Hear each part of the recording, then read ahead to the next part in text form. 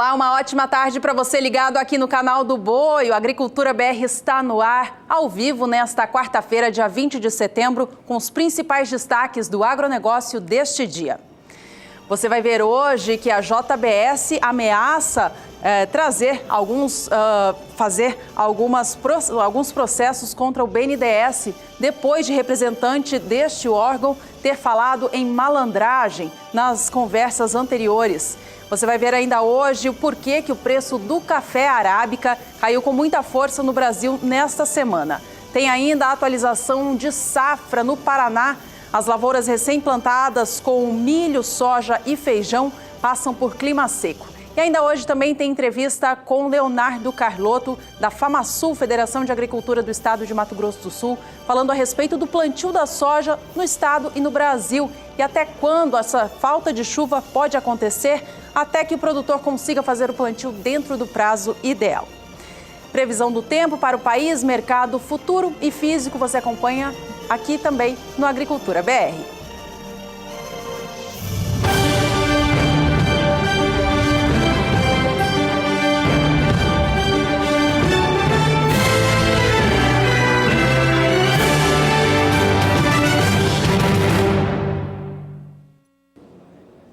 O mercado físico do café arábica registrou forte baixa nesta última terça-feira aqui no Brasil, influenciado pelo mercado externo.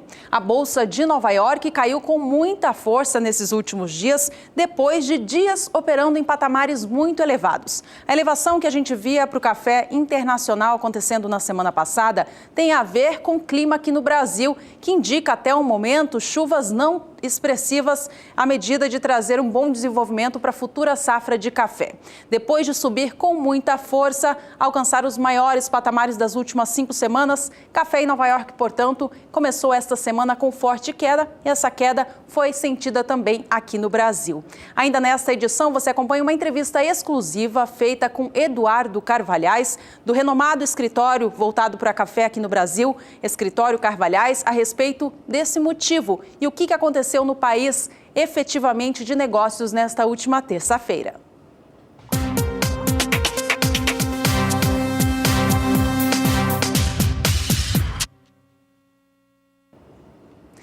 Mais uma situação envolvendo a JBS. A JBS avisou nesta terça-feira ao BNDES que pode tomar medidas legais contra a instituição depois que o presidente do banco, Paulo Rabello, ter feito alguns comentários na véspera. Na carta feita pela JBS e endereçada a Paulo Rabello, a JBS notifica que pode tomar medidas legais junto ao Ministério Público, à Comissão de Valores Mobiliários e também ao Poder Judiciário e à Câmara de Mercado da B3, a Bolsa de Valores de São Paulo.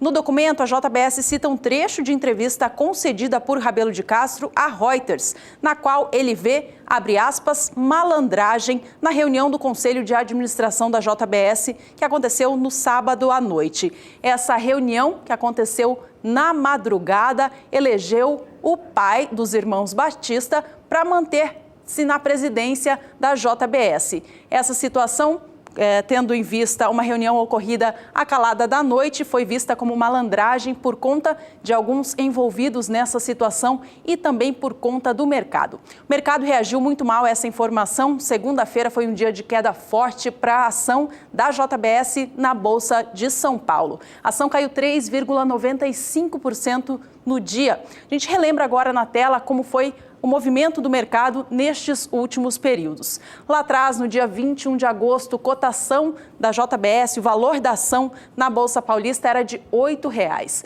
Em 28 de agosto, as ações já voltavam a recuperar um pouco o fôlego, voltavam ao patamar de R$ 9,10 era o valor de cada papel da JBS na Bolsa B3. No dia 4 de setembro, voltava a cair para R$ 8,58. No dia 14 do mês, R$ 8,59.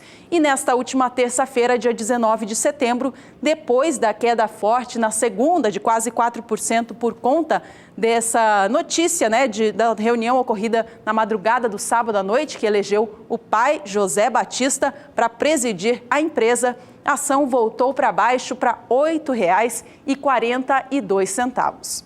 Bom, e a gente acompanha agora como estão as ações da JBS operando neste momento na Bolsa Paulista. Você de casa acompanhe comigo. A ação segue em queda nesta quarta-feira. Neste momento vem com baixa de 0,59%, vindo cotada a R$ 8,37.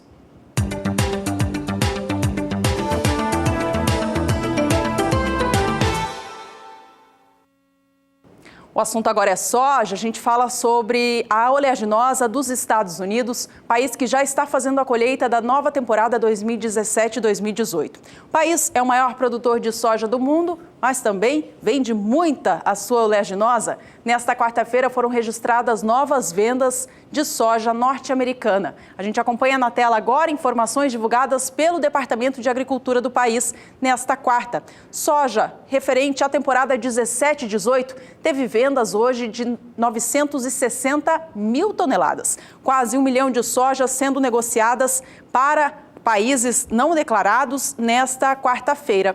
E já teve venda para a temporada futura 2018-2019 do país, totalizando 120 mil toneladas. Os negócios com a soja na Bolsa de Chicago ficam sempre atentos a essas movimentações de mercado. A gente acompanha na tela agora como que vem a soja negociada na Bolsa de Chicago nesta quarta-feira. De olho na tela, então, cotação da soja em Chicago, operando neste momento lá nos Estados Unidos. Já já a gente tem as melhores condições para passar para você. Lembrando que os Estados Unidos seguem na fase já de início de colheita da oleaginosa. A produção nos campos é considerada positiva. Houve um leve recuo na quantidade de lavouras em boas condições nesta última semana, mas ainda assim a maioria delas tem aspecto bom. Soja na Bolsa de Chicago reage bem às informações de vendas nesta quarta-feira. Mais de 1 milhão de toneladas sendo negociadas trazem o mercado para cima. Cotações para os contratos de mais curto prazo sobem mais de 0,5% agora. Soja para entrega em novembro vem cotada a $9,72 por bushel, alta de 0,67%. Posição de janeiro, $9,82 mais 50 por bushel, alta de 0,66%. Soja negociada para março sobe 0,55%, vem negociada a $9,90 mais 75 e a posição de maio, $9,99 por bushel, alta agora de 0,55%. Se você notar bem, a coluna onde diz cotação máxima mostra que a posição de maio deste ano já superou os $10 por bushel em algum momento nesta quarta-feira. Vamos seguir agora falando de mercado financeiro, mas com foco no Brasil. O dólar comercial, que tanto influencia nos negócios com grãos no país, vem operando em movimento de baixa nesta quarta-feira no país. Dólar subiu pelas duas últimas sessões seguidas, mas nesta quarta vinha levemente caindo. Neste momento segue em situação negativa. Dólar comercial no país cai no momento 0,25% e vem cotado a R$ 3,12 mais 9.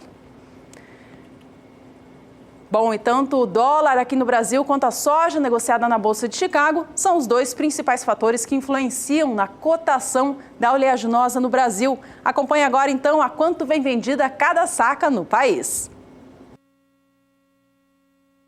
Cotações da soja. Oferecimento Crucial, o mais veloz no controle das invasoras.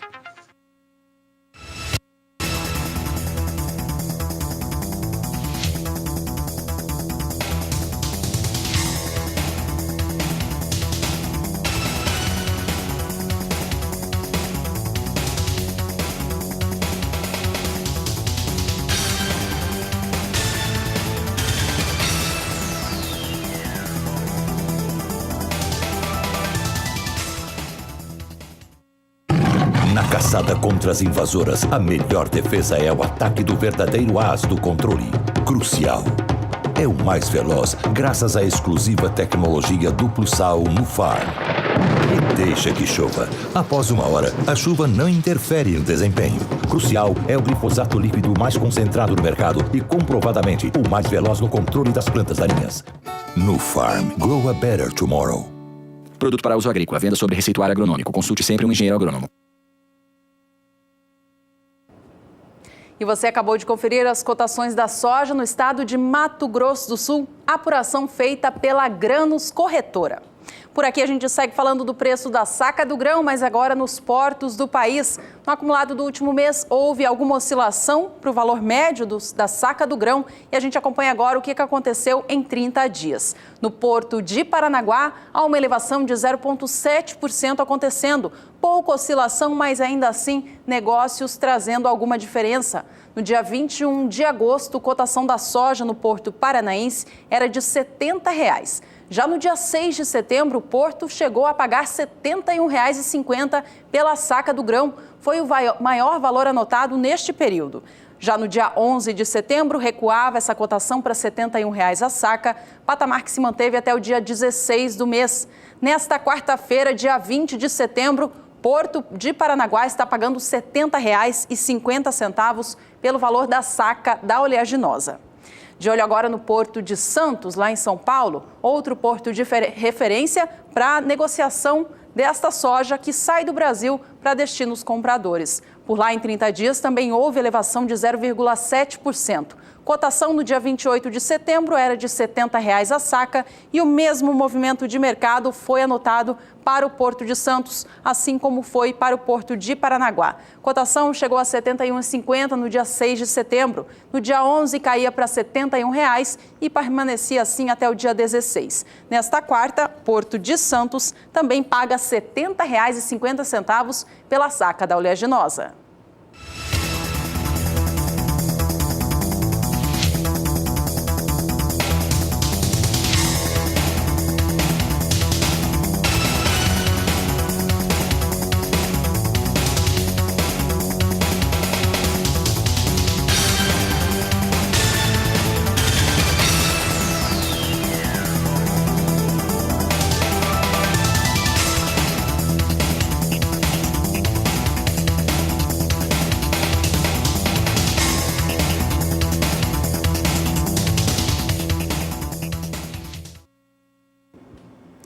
O plantio da nova safra de soja já está liberado na maioria dos principais estados produtores do país. Mas o clima seco ainda impede que os produtores acelerem as plantadeiras no campo.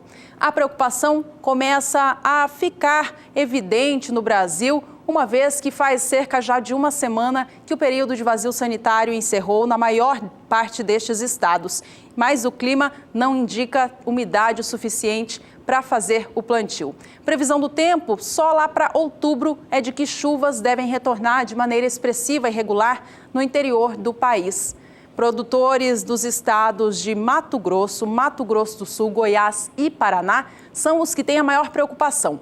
Isso porque a calendarização da soja, ou seja, o período que estabelece data inicial e final de plantio para estes estados, é onde encerra-se mais cedo, nestes 4 estados que comentei. Veja só na tela. Mato Grosso do Sul, Paraná e Goiás, portanto, têm até a data 31 de dezembro para concluir a semeadura da safra 17/18 de soja.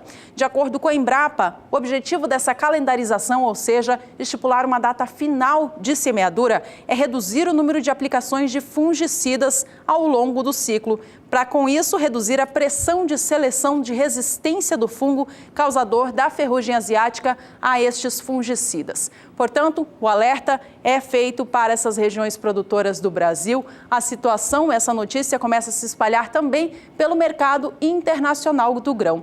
Vamos saber agora, então, com a Juliana Rezende, da Somar Meteorologia, se tem a expectativa de chuvas para o Brasil nos próximos dias. E mais, ela fala ainda se há a possibilidade da ocorrência de algum fenômeno climático, como El Ninho ou Laninha, ao longo deste novo ciclo. Ela traz os destaques no quadro Agroclima.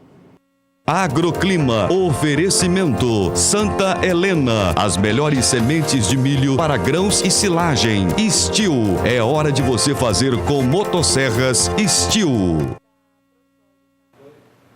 Olá, boa tarde a todos. A condição climática que estamos passando agora é de neutralidade climática. Não há atuação nem de El Niño e também nem Laninha. E a persistência ainda deve ser de neutralidade climática para os próximos meses. As águas do Oceano Pacífico Central estão ligeiramente mais frias do que o normal, mas mesmo assim ainda estão muito próximas da média. No decorrer dos próximos períodos, as chuvas agora já começam a se regularizar nas áreas mais centrais do Brasil. A chuva agrícola, aquela chuva mais expressiva e também mais frequente, somente deve retornar para as áreas mais centrais do Brasil a partir do mês de outubro. Diferente do ano passado, em que as chuvas se regularizaram no mês de setembro, agora no ano de 2017 essa chuva ocorre um pouco mais tardia e só deve se regularizar a partir da segunda quinzena do mês de outubro. Então é a partir de outubro que a chuva agrícola retorna de forma expressiva para as áreas produtoras mais centrais do Brasil. Só que essa chuva ainda deve persistir entre novembro e também dezembro. Então é uma chuva que segue avançando, provocando acumulados expressivos e também a chuva segue frequente. Só que no mês de dezembro, como há risco desse resfriamento das águas do Oceano Pacífico Central, pode ser que essa chuva, principalmente no Rio Grande do Sul, dê uma diminuída. Então, em relação às temperaturas, ainda devem seguir com temperaturas elevadas em algumas localidades, mas mesmo assim, a temperatura ainda deve ficar muito próxima da média climática no decorrer dos próximos meses. Daqui a pouco eu volto com mais previsão do tempo. E no quadro Caminhos da Produção de hoje, uma parceria entre o Canal do Boi e a ProSoja de Mato Grosso do Sul, você vai acompanhar uma entrevista feita por João Pedro Cuti Dias com um pesquisador da Embrapa. Eles conversaram durante a abertura oficial do plantio da safra de soja no estado. Acompanhe.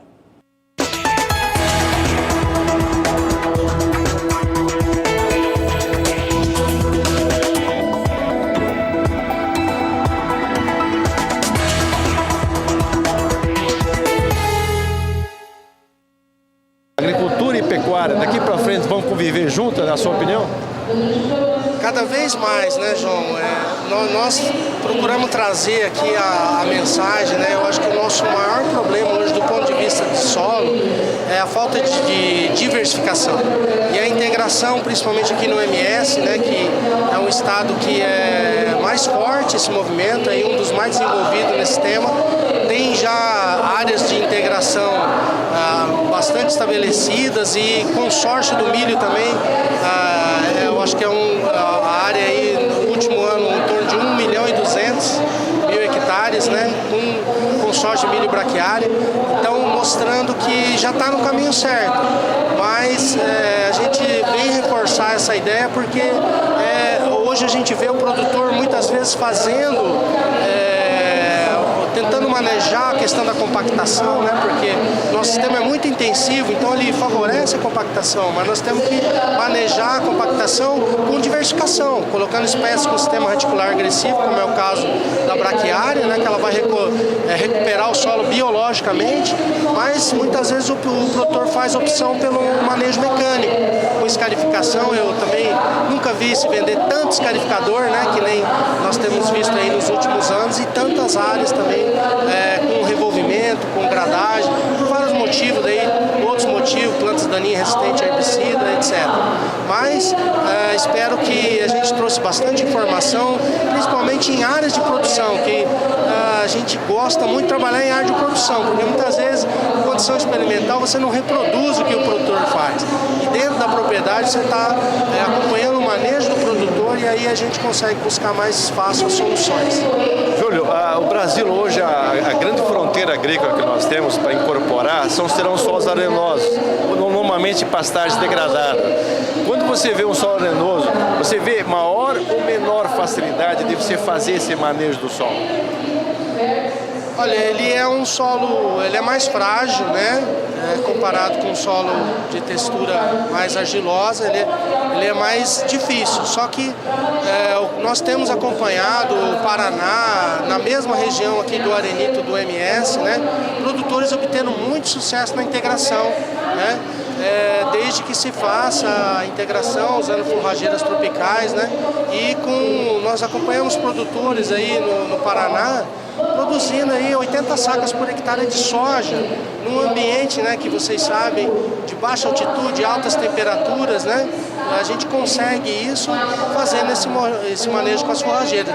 Então, a perspectiva, né, lógico, dentro de você tem que ter um pacote voltado para isso, né, a perspectiva é que a gente consiga fazer com que esses solos eles saiam do nível de produtividade hoje que eles têm, que é muito baixo, né, uma pecuária de baixo nível, por uma pecuária de alto nível e com produção de grãos na integração.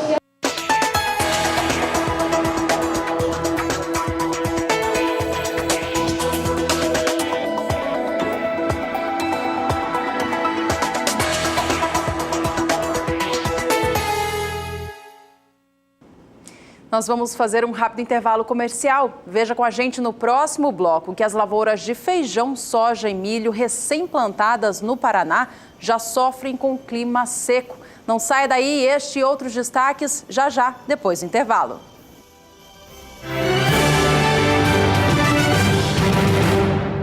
Estamos de volta. Uma notícia desta última terça-feira. João Martins da Silva Júnior vai comandar a CNA, Confederação da Agricultura e Pecuária do Brasil, pelos próximos 4 anos. A eleição aconteceu nesta terça, dia 19 de setembro, na sede da federação em Brasília. Martins foi eleito por unanimidade pelas 27 federações presentes durante o evento.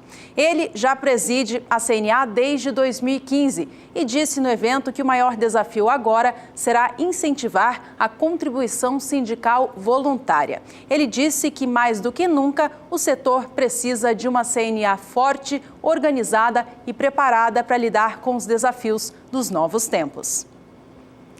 Em Brasília, também aconteceu nesta última terça-feira uma nova reunião envolvendo representantes do setor agropecuário para discutir mais uma vez o Fundo Rural. Quem tem mais detalhes sobre este assunto é a repórter Camila Xavier. Embora muito discutida, a medida provisória do Fundo Rural ainda não tem uma data definida para a extensão do prazo de adesão à renegociação da dívida. O prazo para adesão ao Programa de Regularização Tributária Rural está previsto na medida provisória 793 de 2017 para o próximo dia 29 de setembro. Como a medida ainda precisa ser analisada pela Câmara dos Deputados e Senado, o tempo será curto para a conclusão da votação. A preocupação com a data de adesão é para evitar a inadimplência dos produtores rurais e garantir que eles tenham acesso às condições especiais de parcelamento dos débitos. Nós estaremos aí atentos e também pressionando durante toda a semana para que isso ocorra já na semana que vem. O presidente Temer, nós temos que sentar com ele exatamente para definir de vez essa situação dessa medida provisória. Tem muitas mudanças na relatoria da deputada Tereza Cristina, o Congresso com certeza vai aderir ao relatório dela e é necessário que o presidente Temer tenha compreensão do que esse relatório produzido pelo Congresso seja sancionado na íntegra. O governo federal deve publicar uma nova medida provisória para alterar a data de adesão de produtores rurais e agroindústrias ao Fundo Rural. A relatora da MP, deputada Tereza Cristina, faz os últimos ajustes no texto. A previsão é de que a data seja estendida até 30 de dezembro. O que no relatório hoje está pegando? Dia 29 de setembro, que é a data para adesão, né, para quem quer aderir à medida provisória, com o que o relatório trará, que será votado ainda na comissão, depois temos que votar na Câmara, depois no Senado e depois se não tiver nenhuma modificação que tenha que voltar para a Câmara, vai para a sanção presidencial. Então, isso é uma coisa que não... principalmente nesse momento que tem uma reforma política, denúncia, enfim, uma série de coisas sendo discutidas na Câmara Federal e no Senado, o tempo para essa votação está muito curto.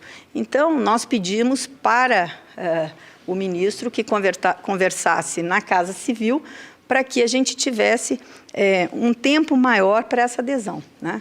Nós estamos pedindo dezembro, início de dezembro, mas estamos conversando. Depois eu tive com com o presidente Rodrigo Maia, né, que hoje é presidente em exercício, falando dessa dificuldade.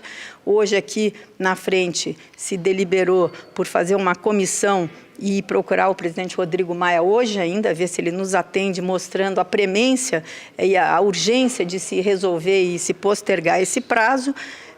Enfim, então nós estamos aí trabalhando de maneira muito rápida para que a gente tenha esse desembrólio, né, que essa medida trouxe para o setor produtivo brasileiro.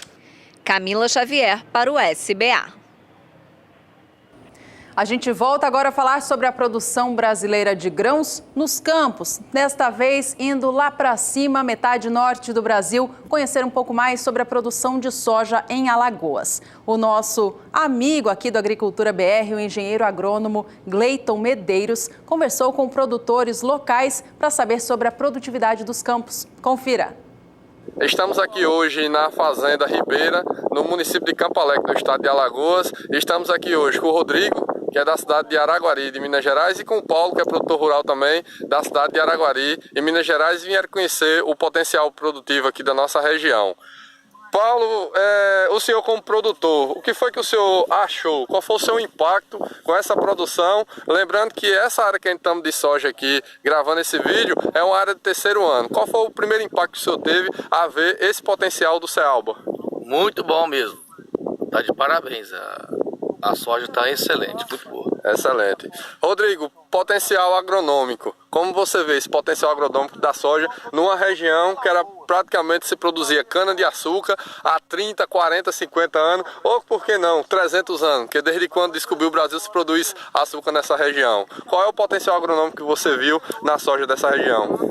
Eu acho que as pesquisas aqui começou bem, os produtores já começaram com o pé direito, a soja apresenta potencial, tem topografia boa, solo bom e lógico que alguns ajustes vão acontecer com o tempo, com relação à adubação, as novas variedades vão chegar, mas eu acredito que já é uma realidade para a região. Estamos há 3 anos nessa área produzindo soja e com uma produtividade, eu acho que acima da expectativa, né, para quem está começando. Então, a gente vai voltar com uma imagem muito boa da região e pretende voltar para acompanhar os novos trabalhos que vão chegar aí. Então, como vocês podem ver, a região do Cealba, cada dia que passa, chamando a atenção dos produtores, porque além de ser uma região nova de produção, é uma área com potencial enorme. Inclusive essa área aqui espera-se 50, 60 sacos de média, lembrando que já teve áreas aqui na própria fazenda que ano passado, mesmo com a seca, produziu 78 sacos por hectare. Então, com esse potencial, é que o Cealba, cada dia que passa, se torna a nova fronteira agrícola mais produtiva do Brasil. Vamos em frente. Vamos em frente, Gleiton. Obrigada por mais essa participação aqui no Agricultura BR. Olha, e a região do Cealba, que ele comenta, é a chamada nova fronteira agrícola formada entre Sergipe, Alagoas e Bahia. Por aqui a gente segue falando da produção agrícola do país, mas agora a gente desce para o sul para falar do estado do Paraná. Olha, assim como o Paraná, demais regiões produtoras do Brasil, localizadas no centro-sul, têm passado por clima seco e essa fase de início de plantio de safra está bastante prejudicado por conta disso. No Paraná até choveu algumas semanas atrás, fazendo com que os produtores acreditassem que já era hora de semear. Porém, faz dias que não voltam as precipitações para o estado paranaense e, com isso, a condição das lavouras começa a piorar. O último relatório de acompanhamento de safra, divulgado nesta última terça-feira pela Secretaria de Agricultura do estado paranaense, mostra piora na condição das lavouras de feijão, milho e soja, já plantados para a safra 17-18. Vamos acompanhar como que está a condição, então, de cada uma destas culturas. O feijão, que tem a área plantada até o momento em 16%, conta com 58% das lavouras em boas condições, 40% em condições médias e 2% em condições ruins. O milho, que também já teve o plantio da safra de verão começado, também tem lavouras em condições ruins. Cerca de 12% da área prevista já foi plantada. Deste porcento, 61% está em boas condições. 35% das áreas de milho de verão já semeadas se encontram em condições médias e 4% já em condições ruins. É baixa a umidade do solo no estado do Paraná e isso faz com que o desenvolvimento das lavouras não aconteça de maneira satisfatória. O estado paranaense também já deu início ao plantio da nova safra de soja. Muito pouco já foi semeado, mas, portanto, já tem o start iniciado. De acordo com o DERAL, Departamento de Agricultura Rural do Estado, 1% das lavouras já foram semeadas, 82% delas se encontram em boas condições e 18% em condições médias. Olha, o que tudo indica, a situação do feijão de primeira safra no Paraná parece ser a pior. De acordo com o IBRAF, o Instituto Brasileiro de Feijão e Pulses, cerca de 10% da área semeada com feijão no Paraná já pode ter sido perdida.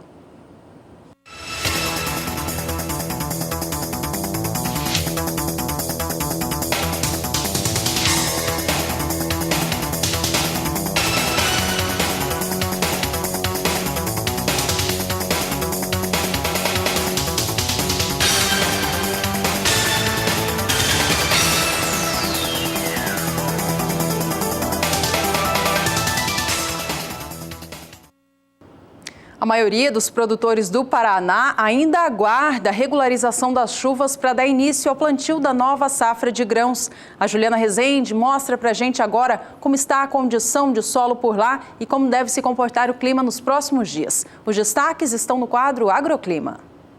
Agroclima. Oferecimento Steel. É hora de você fazer com motosserras Steel. Produtores do estado do Paraná já começaram o plantio especificamente da soja. Ainda seguem com um ritmo mais lento, apenas 1% dos produtores já começaram o plantio. Agora os produtores de feijão e também de milho seguem aguardando o retorno das chuvas para começar as atividades no campo. Os índices de umidade do solo diminuíram um pouco no estado do Paraná no decorrer dos últimos períodos por conta do tempo mais seco. Agora a disponibilidade hídrica, especialmente no norte do Paraná, fica próxima de 50%.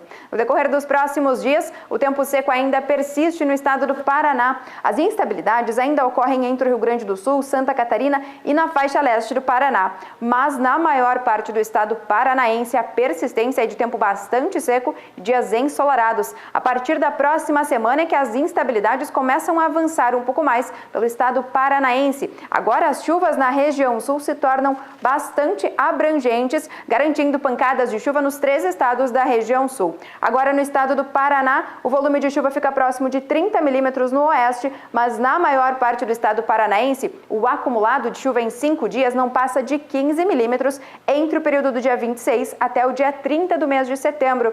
Agora, na terceira semana, essas chuvas seguem irregulares no estado do Paraná. O volume de chuva ainda deve seguir bastante expressivos. Agora, o acumulado fica próximo de 30 milímetros em praticamente todo o estado paranaense entre o dia 1º e o dia 5 do mês de outubro. Então, no decorrer das próximas semanas, as chuvas começam a ocorrer de forma mais regular no estado do Paraná, garantindo melhores condições para esse início do plantio da safra de verão, como é o caso das lavouras de soja, de milho e também de feijão. Daqui a pouco eu volto com mais previsão do tempo.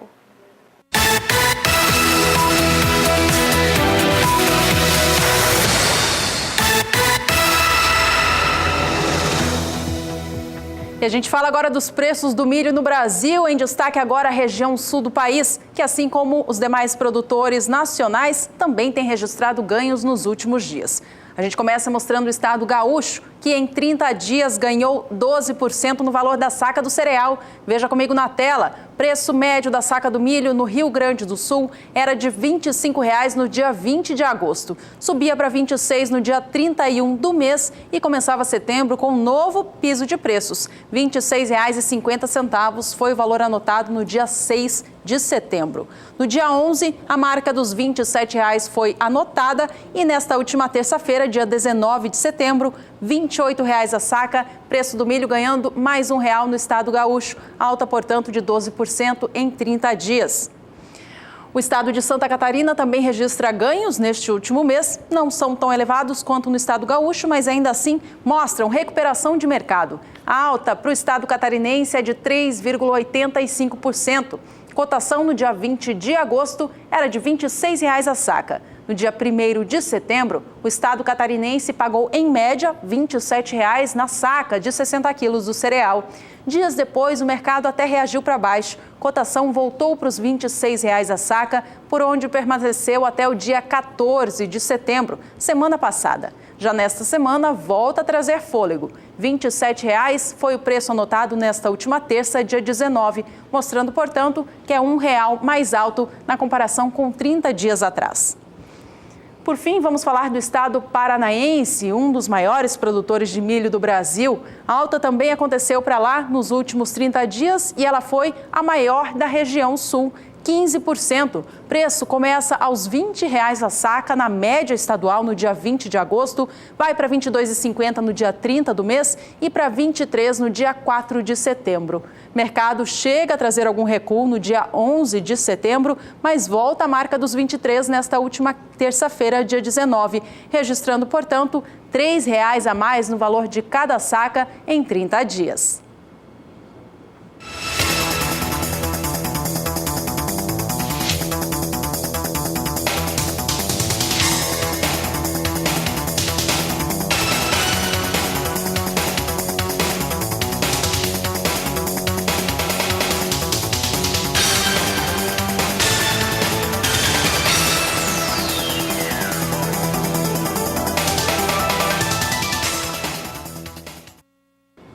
Vamos falar agora um pouquinho sobre o cenário internacional do milho. O cereal é tem a maior produção mundial do grão, é mais de 1 bilhão de toneladas que o mundo produz anualmente. Tudo o que acontece neste cenário mexe um pouco com os preços internacionais, uma vez que o volume de produção é muito grande.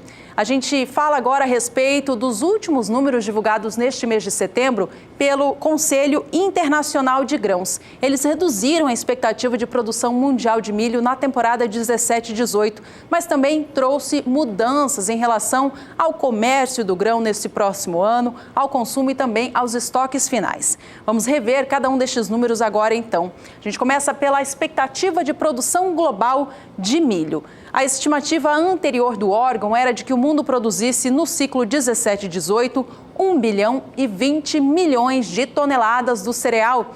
Os números atuais trazem para baixo essa expectativa para 1 bilhão e 17 milhões de toneladas. Portanto, são 3 milhões de toneladas a menos do que se acreditava anteriormente. O órgão trouxe para cima a expectativa de comércio mundial de milho, ou seja, quanto de milho vai ser vendido e comprado entre os países que participam deste mercado internacional. Os números mostram elevação na comparação com a safra passada. Veja que enquanto na temporada 16-17 o mundo comercializou 139 milhões de toneladas de milho, para a safra 2017-18, são esperados 149 milhões, portanto, 40 milhões a mais de milho circulando pelos oceanos, fazendo essa venda entre os países vendedores e compradores. Vamos agora saber a respeito do consumo mundial do milho. O órgão também projeta uma elevação na comparação com o ciclo passado, passando de 1 bilhão e 40 milhões de toneladas para 1 bilhão e 50 milhões, portanto, elevação de um ano para outro. Por fim, vamos aos números de estoques finais de passagem, ou seja, o quanto de milho que o mundo vai ter estocado ao fim da temporada 2017-2018. Há também uma expectativa diferente em relação ao ciclo passado.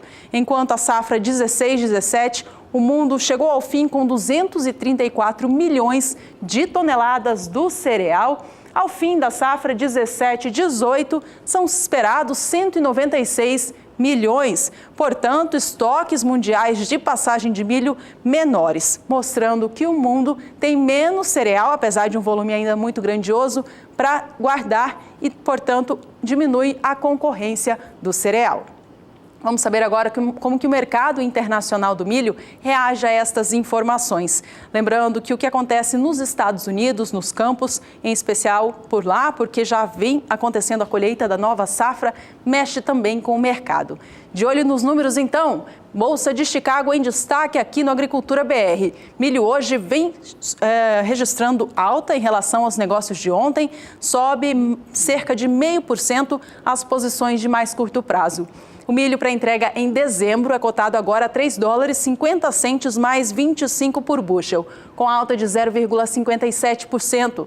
Os negócios para março do ano que vem sobem 0,62%, vêm negociados a $3,63 por bushel.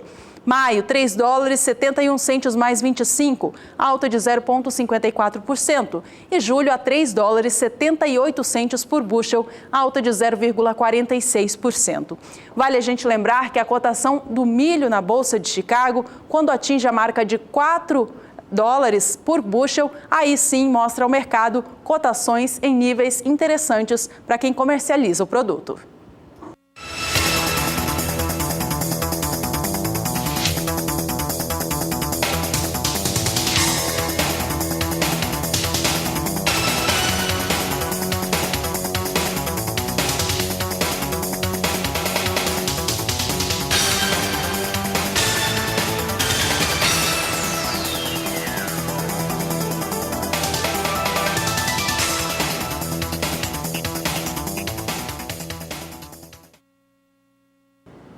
E é hora de mais um intervalo comercial. Aproveite esse tempinho para entrar em contato conosco. Mande uma mensagem pelo aplicativo WhatsApp. Nosso número é o 67996562266. Através do aplicativo, você manda fotos da sua produção, plantio novo acontecendo ou colheita, ou também manda a sua dúvida ou sugestão para o programa.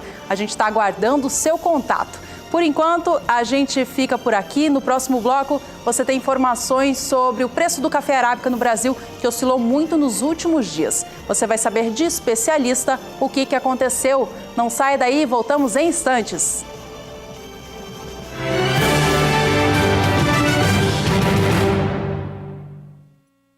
Estamos de volta para falar agora sobre o mercado do café arábica aqui no Brasil. O setor produtivo deve ter percebido. Estes últimos dias foram marcados por forte oscilação na cotação do arábica no país. O indicador da saca de 60 quilos do grão, negociado no estado de São Paulo, cotado pelo CPEA, mostrou uma queda muito forte nesta última terça-feira. A saca de 60 quilos do grão caiu cerca de R$10 na média. Isso aconteceu devido à cotação internacional do café arábica. Ele negociado na Bolsa de Nova York, que é referência internacional para essa commodity em todo o mundo.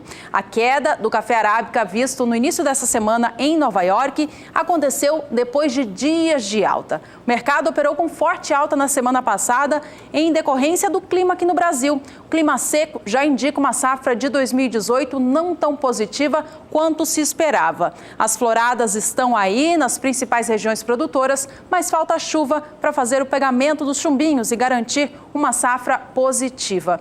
A gente dá uma olhadinha agora no indicador do café arábica, de acordo com o CPEA, e vê o que aconteceu nesta última terça. Veja só, na última terça-feira, dia 19 de setembro, último número à direita da sua tela, você vê a derrocada acontecendo. Preço da saca de 60 quilos do grão, tipo 6, classificação bebida dura para melhor, fechou a R$ 458,90. No dia anterior, na segunda-feira, dia 18, cotação era de R$ 468,52. Portanto, quase R$10 por saca aí na média, acontecendo nesta última terça-feira. Minutos antes do Agricultura BR entrar no ar, nossa equipe conversou com Eduardo Carvalhais, ele que é do escritório Carvalhais, especializado no setor cafeeiro no Brasil, para saber o que essa queda significou e o que realmente de negócios aconteceu no país nesta última terça. Ele falou também a respeito da futura safra de café do Brasil, ano 2018, e o que já se sabe sobre este novo ciclo. Bom, primeiro que a queda que houve foi no mercado futuro, foi em Nova York, na Bolsa de Nova York, e que vinha subindo nos últimos dias com as informações de que o tempo está muito seco nas regiões produtoras de café do Brasil, e que deve continuar assim até o final deste mês. E as informações que temos ainda é que mesmo as chuvas que podem acontecer no final de setembro e início de outubro, elas são chuvas pontuais e que não deve ainda haver uma mudança climática. As fotografias que chegam do campo mostram muitos cafezais bastante danificados por essa seca, não é geral. Não é possível saber o que vai acontecer com a safra 2018, que é uma safra de ciclo cheio para a arábica, e mesmo essa 2017 de ciclo baixo, existem muitas dúvidas sobre o tamanho da safra e sobre a qualidade da safra. Tudo isso foi fazendo com que a bolsa subisse, e ontem, com algumas agências meteorológicas falando que as chuvas podem vir a ser mais intensas no final do mês, houve essa reversão. A Bolsa de Nova York é dominada por grandes fundos de investimento e especuladores que mudam muito rápido de posição e têm interesse de curto prazo. O que interessa para eles é o rendimento no final de um mês e não o que vai acontecer com a produção de café daqui a 1 ano ou 2 anos. Então, no mercado físico não houve essa queda, houve uma tentativa de compra a preços mais baixos. O mercado físico não reage imediatamente como acontece com os preços no mercado de bolsa. Há uma tentativa muito grande dos compradores de, na mesma hora, repassar essa baixa para os preços no físico, mas o que acontece na realidade é que se baixa o valor das ofertas e o vendedor recua, sai do mercado. Eles não aceitam, porque eles estão vendendo ali a produção de um ano de trabalho, e não vão vender num dia em que a bolsa recua 500 pontos. Exato, pode haver. Um país de dimensões continentais como o Brasil, com diversas regiões produtoras, sempre sai um negócio ali porque tem algum produtor que precisa fazer caixa, tem compromissos a cumprir e não pode esperar. Mas, no geral, o produtor de café, numa hora como essa, recua e sai do mercado aguardando uma melhor definição do que vai acontecer com os preços. Não há essa coisa de você, na mesma hora que caiu, já aparecer vendedor nesses preços mais baixos. Não, é muito cedo, você tem que esperar as chuvas virem, essas chuvas da primavera, ver se elas continuam, qual vai ser a resposta dos cafezais, e depois também nós vamos ter que acompanhar as chuvas em janeiro e fevereiro, que é a hora em que os frutos na árvore crescem. Nós só vamos ter uma boa ideia do que pode ser a safra 2018, lá para março de 2018. Antes disso, tudo é especulação. O que já existe quase que um consenso, ainda na semana passada, nós citamos isso no nosso boletim semanal, e também o presidente da Cochupé, o Carlos Paulino, já falou, é que está praticamente afastada a possibilidade de uma safra recorde no Brasil. A safra do ano que vem tende a ser maior do que esse ano, é natural, depois de uma safra de ciclo baixo vem uma safra maior, mas o tamanho dessa safra maior nós só vamos saber em março de 2018 para frente. Este foi Eduardo Carvalhais, do escritório Carvalhais, especializado no setor cafeeiro do Brasil, comentando o atual mercado do grão aqui no país e no cenário global. Por aqui, vamos dar uma olhadinha, então, hoje nos negócios com café arábica na Bolsa de Nova York, que influenciou tanto as cotações no país nesta semana. Hoje, o mercado vem subindo, vem com uma alta expressiva de cerca de 1% para as posições. Dezembro deste ano opera com alta de 0,99% agora, com negócios pro arábica a $1,36 mais 70 por libra-peso. Café arábica negociado em Nova York para março vem a $1,40 mais 25, com alta de 0,97%. E os negócios para maio do ano que vem sobem ainda mais, quase 1,5% de elevação, negócios a $1,43 mais 20 por libra-peso.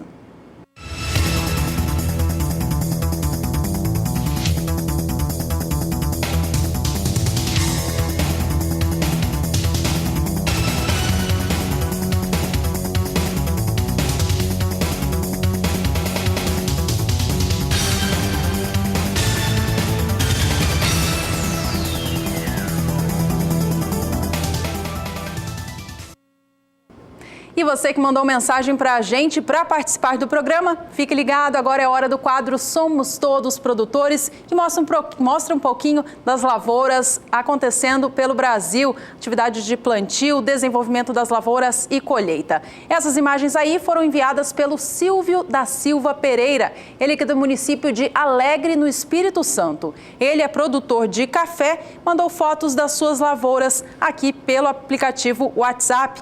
Ele comenta sobre a falta de chuva no estado, que já está afetando a sua plantação. Se existe também uma previsão para a próxima safra, é a dúvida do Silvio. Olha, Silvio, essa questão todo mundo quer saber, e em especial sobre o retorno das chuvas para a região produtora de café do Brasil. Vamos saber agora com a Juliana Rezende, da Somar Meteorologia, como que fica o clima nos próximos dias na região produtora do Espírito Santo. Respondendo à dúvida do telespectador Silvio Pereira, da região de Alegre, no Espírito Santo, que quer saber quando é que a chuva retorna para a região, principalmente em relação às lavouras de café que acabaram ocorrendo aflorada durante os últimos períodos. Agora o tempo mais seco é que vem predominando na maior parte da região sudeste. Isso segue diminuindo a disponibilidade hídrica, especialmente no interior da região. Algumas pancadas até conseguem ocorrer nas áreas litorâneas, mas são fracas e também com baixos acumulados. Nos próximos 5 dias, a persistência ainda deve ser de tempo bastante seco em grande parte do sudeste até o dia 25. Algumas instabilidades ainda ocorrem no estado do Espírito Santo, em algumas áreas mais ao norte. Pode chover ainda de forma bastante isolada na região de Alegre. Agora, na próxima semana, ainda essas instabilidades seguem fracas. O acumulado ainda deve seguir baixo nas áreas mais ao norte do Espírito Santo, alcançando também o nordeste de Minas Gerais. É somente a partir da próxima terceira semana que as instabilidades começam a avançar pela região sudeste. Aí sim tem chuva mais abrangente, com volume de chuva um pouco mais expressivo. Mas principalmente esse volume de chuva ainda deve se concentrar nas áreas litorâneas da região sudeste. Então, no decorrer das próximas semanas, principalmente até o dia 5 de outubro, a previsão ainda é de chuvas fracas para a região de Alegre. O acumulado não deve ser muito expressivo e essas chuvas ainda ocorrendo no decorrer das próximas semanas garantem melhores condições para as lavouras de café que estão em desenvolvimento na região de Alegre. Daqui a pouco eu volto com mais previsão do tempo.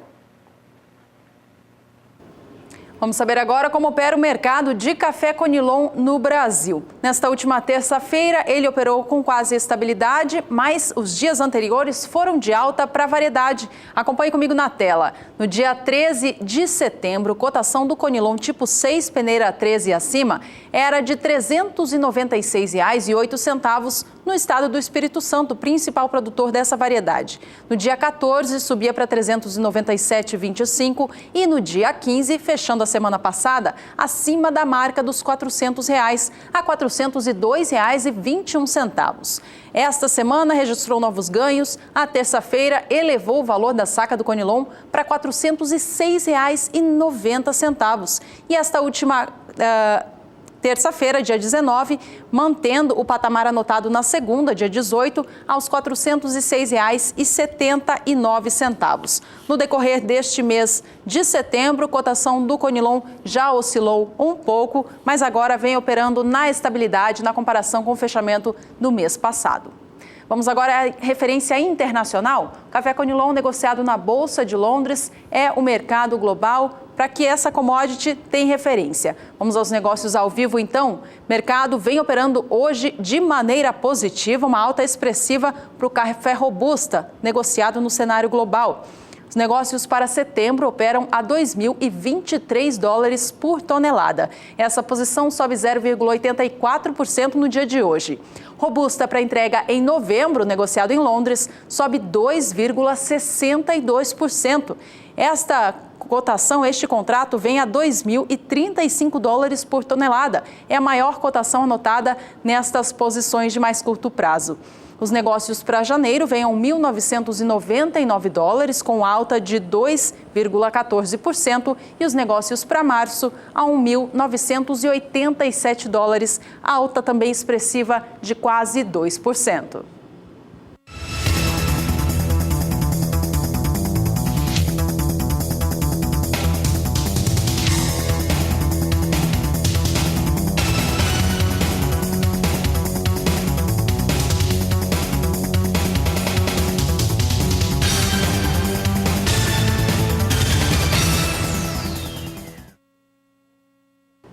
No próximo bloco, a gente fala sobre o desenvolvimento das lavouras de inverno no sul do país. Você vai ver que tanto no Paraná quanto no estado gaúcho é baixo o potencial produtivo das lavouras. Não saia daí, voltamos em instantes.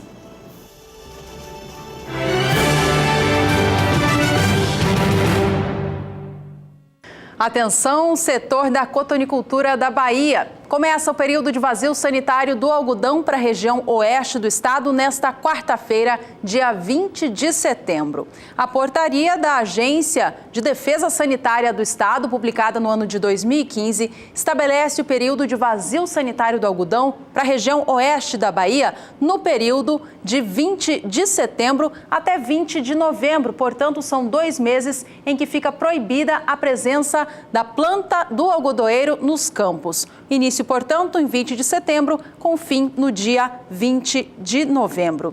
O vazio sanitário foi adotado para fazer um melhor controle das pragas que atingem as lavouras de algodão, em especial o bicudo do algodoeiro, que é presente nas regiões produtoras do Brasil e causa danos expressivos. A região sudoeste da Bahia não entra na medida do vazio sanitário, uma vez que em junho do ano passado, uma portaria estabeleceu a suspensão deste período de vazio pelo período de 2 anos nessa região específica da Bahia. Portanto, região oeste baiano entrando nesta quarta-feira em período de vazio sanitário do algodão.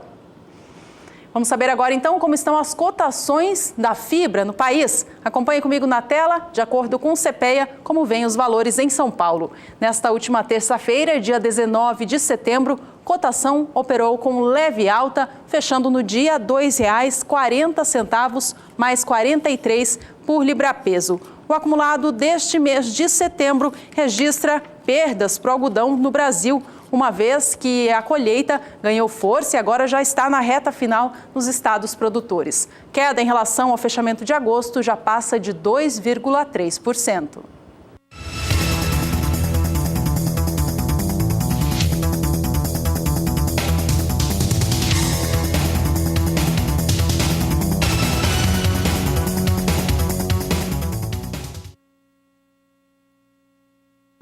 Você vai acompanhar agora mais uma reportagem feita por Paulo Andrei durante a Expo Inter 2017. Um novo ano de Expo Inter e um novo ano de mudanças para a empresa Seva. Eu converso agora com o diretor Marcelo. Então, Marcelo, o que a Seva traz de novidades para a Expo Inter 2017 e para o todo ano? Primeiramente, acho que participar da feira para nós é muito importante, né? Um momento que a gente está passando por como você citou, um momento de mudanças, onde a gente está passando por um processo de fusão de 2 grandes empresas do setor, a Seva e a Artap. Pela primeira vez nós estamos trabalhando em conjunto aqui na Expo Inter. É importante isso para nós, depois desse processo de aquisição da Artap, mostrar essa cara nova da empresa, com mais pessoas, com mais foco no produtor e trazendo novos produtos e inovações para o mercado. Então, Marcelo, esse ano de mudanças, a empresa Seva mostrando que não tem medo de investir, mesmo estando em um período de crise. Como vocês trabalham essa questão dentro da empresa? Isso é muito importante para nós, porque nós acreditamos em fazer uma aquisição no Brasil, mesmo com todo o cenário que se apresentava no ano passado e esse ano, as dificuldades que a gente vem se mostrando o setor agropecuário, né, do agronegócio no Brasil. Mas mesmo assim a Seva vem fazendo investimentos, nós estamos fazendo aquisições de pessoas, de profissionais, para melhor atender o mercado tecnicamente e comercialmente falando. E Marcelo, o que vocês trazem de carro-chefe esse ano para a Expo Inter? Aqui a linha de parasiticidas é bastante importante, né? Nós estamos trazendo o Fluron Gold, é um produto que a gente já vem, faz parte do portfólio da Seva, a gente já vinha trabalhando, mas com uma equipe hoje de sell-out, uma equipe de serviço técnico maior, a gente consegue ampliar nosso trabalho dentro das propriedades rurais, das fazendas aqui no Rio Grande do Sul e em todo o Brasil. Ok, Marcelo, muito obrigado. Eu sou Paulo Andrei, de volta para o Sistema Brasileiro do Agronegócio. Por aqui a gente volta a destacar o estado do Paraná, que tem passado por baixa umidade do solo, assim como boa parte da área produtora do Brasil. O que acontece por lá é que as lavouras recém-plantadas da nova safra 17/18, como feijão, milho e soja, passam, portanto, por déficit hídrico. Já comentamos nessa edição o quanto que elas estão sendo prejudicadas. Eu destaco agora as culturas de inverno, ainda da temporada 16/17, que seguem ainda também em fase de desenvolvimento final, mas o potencial produtivo delas já está bastante prejudicado. Isso é o que mostra o último acompanhamento de safra divulgado pelo DERAL, o Departamento de Economia Rural do Estado, nesta última terça-feira, dia 19. Acompanhe comigo como está a situação do trigo no estado do Paraná, principal estado produtor deste cereal no país. 35% apenas das lavouras ainda a colher se encontram em boas condições, 41% em condições médias e 24% em condições ruins. O trigo é uma cultura muito suscetível às condições climáticas. Quando elas estão adversas, a perda na produção é sempre muito significativa. 46% da área cultivada com trigo no estado do Paraná já foi colhida, mas resta ainda mais da metade da lavoura para ser retirada dos campos. E o índice de lavouras ruins como este é muito ruim para o mercado. A gente fala agora sobre outra cultura também semeada no estado do Paraná. Esta se encontra ainda toda no campo, é a cevada. 41% delas apenas se encontram em boas condições. 45% das lavouras de cevada no estado paranaense têm condições classificadas como média e 14% condição ruim. 100% das lavouras, então, ainda se encontram nos campos e a situação não é boa.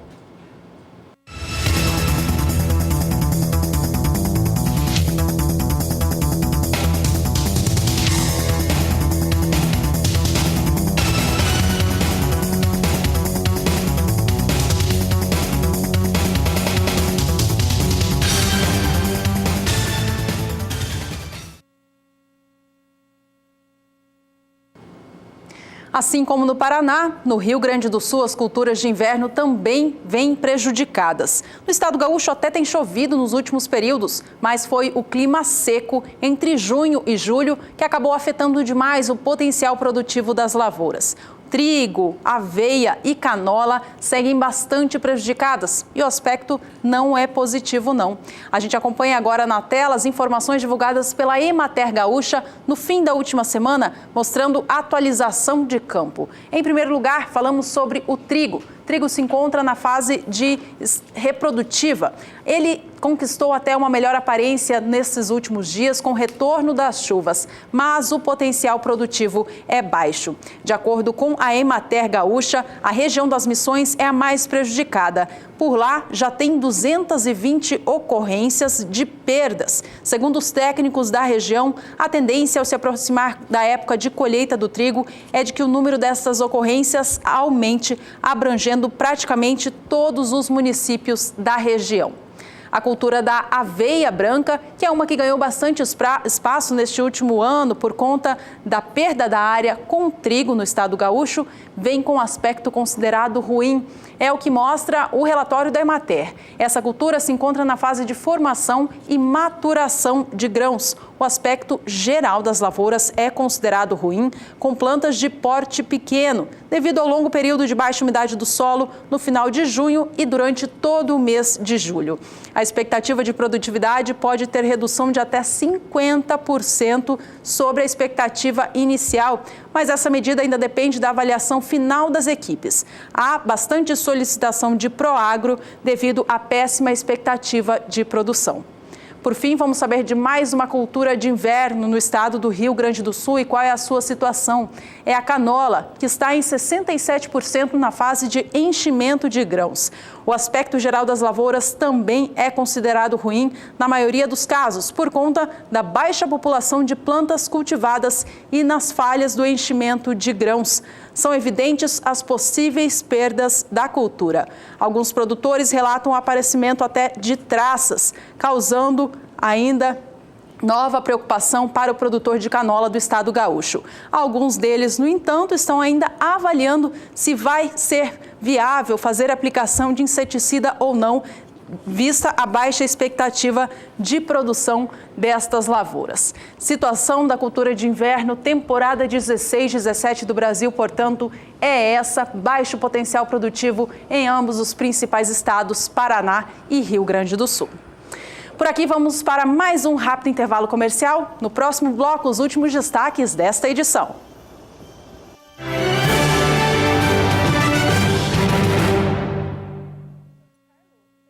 Estamos de volta para falar um pouco mais sobre o principal assunto do agronegócio hoje em dia no Brasil. Tempo seco que impede o plantio da nova safra de soja. Com o fim do vazio sanitário, no último dia 15, na maioria dos estados produtores, o plantio da nova temporada já está liberado, mas os agricultores têm de esperar a chuva para acelerar as plantadeiras no campo.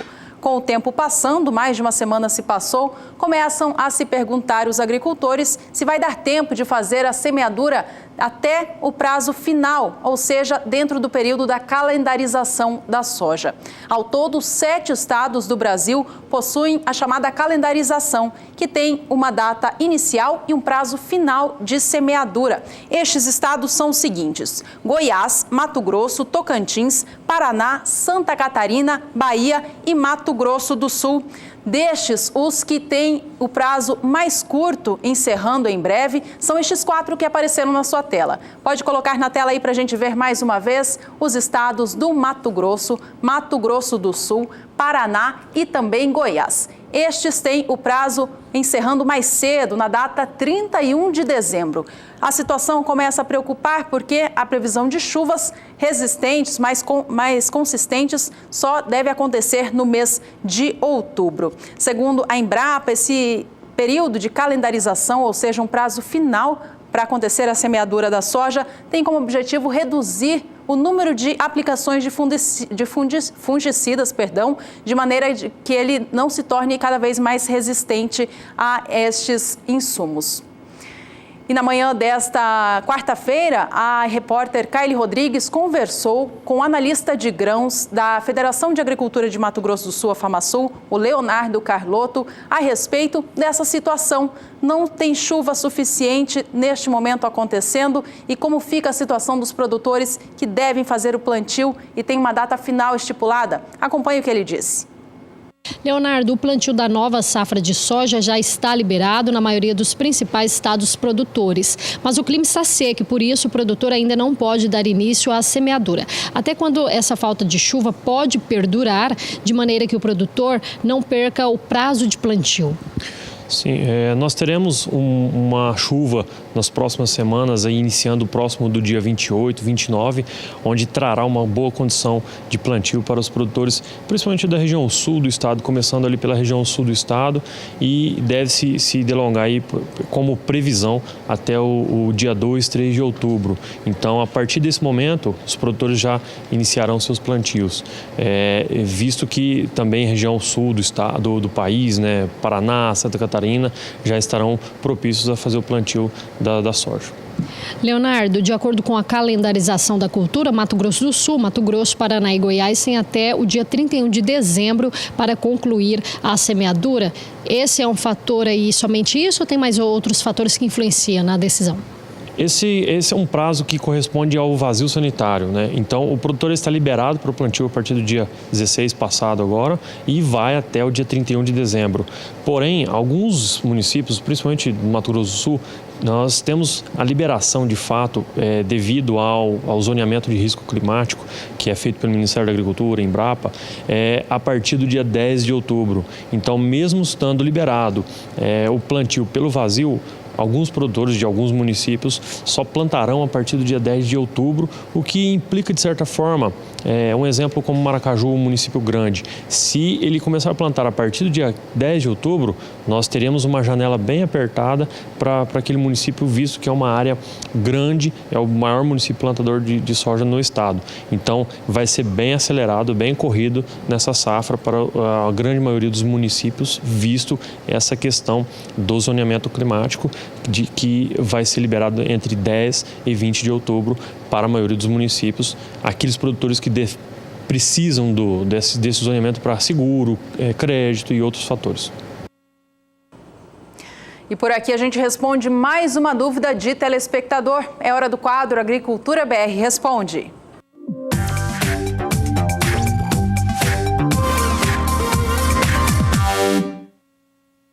E não é só na região centro-oeste do país que o produtor está preocupado com a falta de chuvas. Na região sudeste também. Temos a pergunta do Márcio Rodrigo de Uberaba, Minas Gerais. Ele diz o seguinte: gostaria de saber da previsão de chuvas para a região de Uberaba agora em setembro. Márcio, quem responde para você e para os demais amigos do estado é a Juliana Rezende.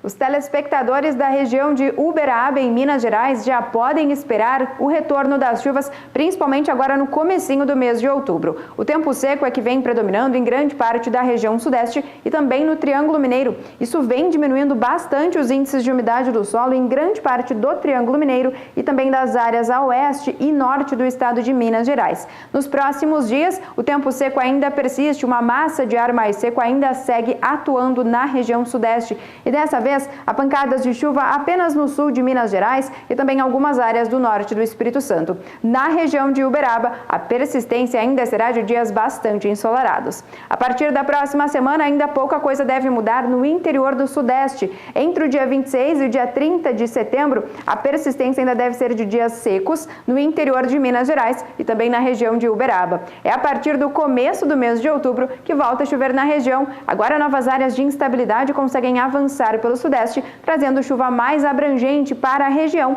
e também pancadas de chuva para a região de Uberaba. Agora volta a chover em grande parte do sudeste e principalmente no Triângulo Mineiro, acumulados de até 15 milímetros podem ocorrer entre o dia 1º e o dia 5 do mês de outubro. Então, no decorrer das próximas semanas, é principalmente o começo do mês de outubro que deve voltar a chover na região de Uberaba. Hoje eu encerro por aqui a minha participação. Até mais!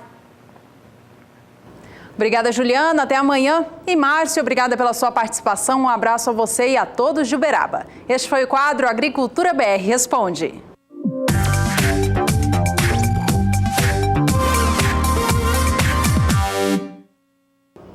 É hora de indicadores da soja pelo Brasil. A cotação da oleaginosa vem subindo no país, é o que a gente acompanha agora. O primeiro gráfico mostra a média nacional, que toma como base o preço mínimo e máximo nos 10 principais estados produtores. No último mês, houve elevação de 2,5% na média da saca da soja no país. No dia 20 de agosto, há cerca de um mês, a cotação estava em R$ 60,85. No dia 28, permanecia em 60,80, bem próximo, mas começava setembro com elevação.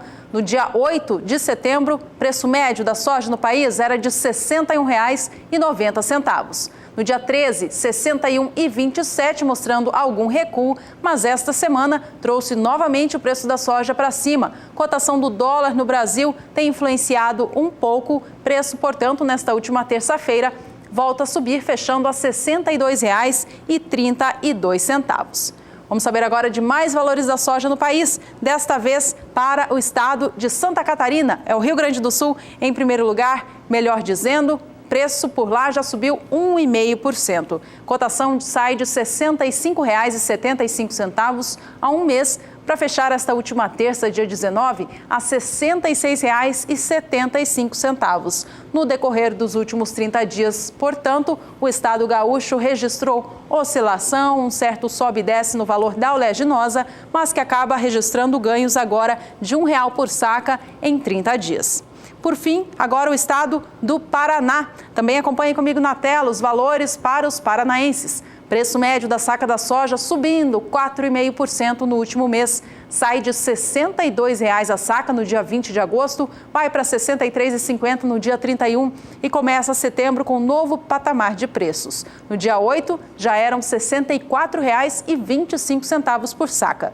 A semana passada registrou baixa para a soja no estado paranaense. No dia 13, o preço médio estadual ficou em R$ 63,00, mas esta semana novos ganhos foram anotados. Esta última terça, dia 19, registrando o valor de R$ 64,75 por cada saca do grão. Esse valor indica a alta de R$ 2,75 na comparação com quem fez negócio há um mês, alta equivalente a 4,5%.